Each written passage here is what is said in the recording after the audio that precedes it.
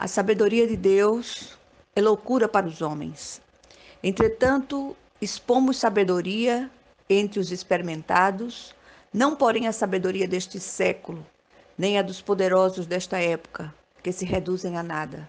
Mas falamos a sabedoria de Deus em mistério, outrora oculta, a qual Deus preordenou desde a eternidade, para a nossa glória. Sabedoria essa que nenhum dos poderosos deste século conheceu, porque se a tivesse conhecido, jamais teriam crucificado o Senhor da glória.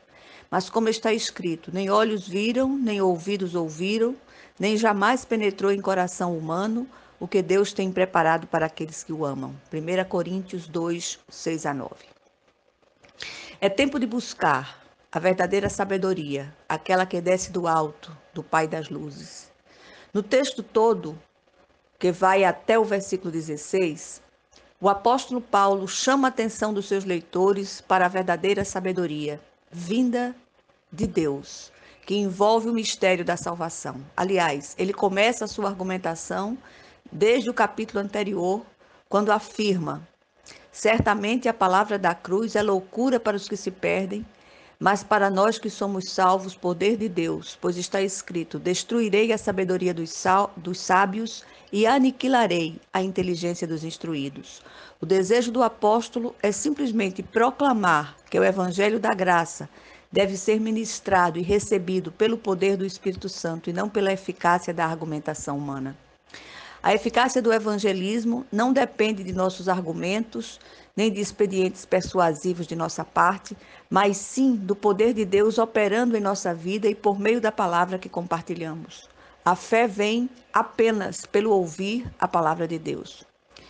O apóstolo Paulo insiste com seus leitores que o cerne do evangelho é Cristo e este crucificado, escândalo para os judeus, loucura para os gentios. Se compreendermos esse mistério, terá sido revelada para nós a verdadeira sabedoria do Espírito. Em sua argumentação movida pelo Espírito Santo, o apóstolo Paulo apresenta dois fundamentos do Evangelho da Graça, aos quais precisamos observar. O Evangelho da Graça é a ideia de Deus, não de homens, e faz parte do plano eterno de Deus.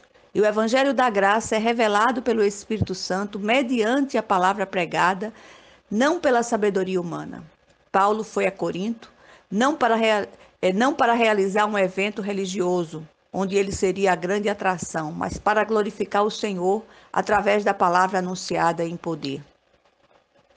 Ele não dependia de um discurso eloquente, nem de uma argumentação engenhosa para se fazer compreender. Simplesmente declarava a palavra de Deus no poder do Espírito. Ele era um embaixador, não um vendedor do Evangelho. A salvação foi planejada pelo Pai desde tempos eternos, comprada pelo Filho e ministrada no poder revelador do Espírito Santo. Sua mensagem é ao mesmo tempo simples e profunda. É simples o suficiente para que até um iletrado a compreenda. Diz o profeta Isaías que nem o louco errará o caminho. É tão profunda ao ponto do teólogo mais brilhante não conseguir entender o seu âmago. Essa é a verdadeira sabedoria que vem de Deus e não de homens.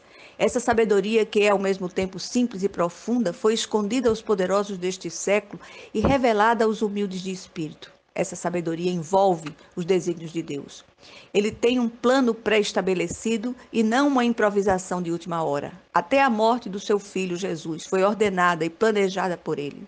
Os cristãos coríntios, assim como muitos hoje, haviam se esquecido do preço pago por sua salvação. Deixaram de olhar para o mistério da cruz e passado a se ocupar com questões secundárias. Iam atrás da filosofia grega, tentando misturá-la com o cristianismo, como se este não fosse suficiente. Hoje vemos um afã semelhante naqueles que são dependentes de eventos, como seminários, congressos e encontros disso e daquilo.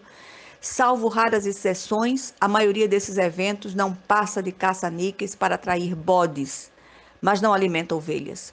Quando você foi convidado para um evento desses, sem que fosse preciso pagar e caro, todos os que de fato se encontraram com Cristo vivo foram salvos, libertos e curados, sobretudo interiormente, sem que se precisasse acrescentar nada à mensagem da cruz.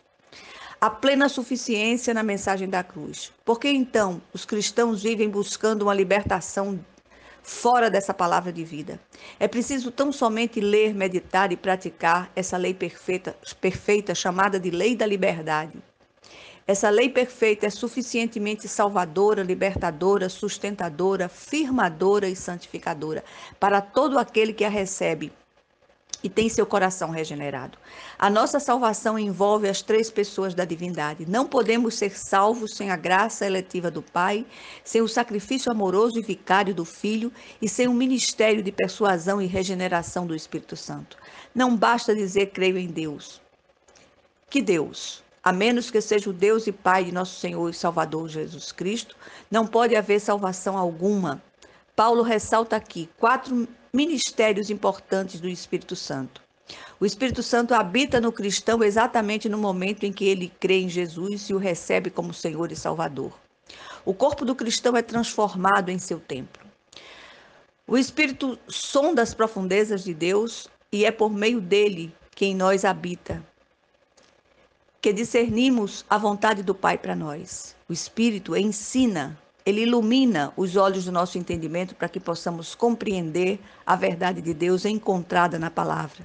Com o Espírito aprendemos a linguagem do Pai, conferindo coisas espirituais com espirituais.